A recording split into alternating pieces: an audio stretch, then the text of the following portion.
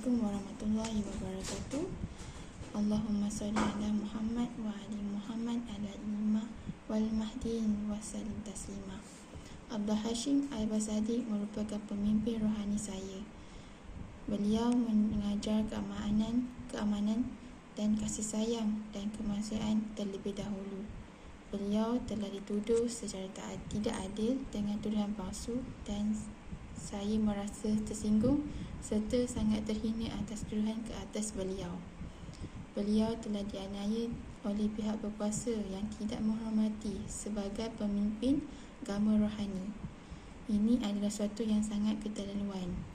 Saya akan sentiasa berada di sisi beliau kerana beliau telah menjadi dunia sebagai tempat yang lebih baik serta menjadikan saya seorang manusia yang lebih baik dari yang sebelumnya.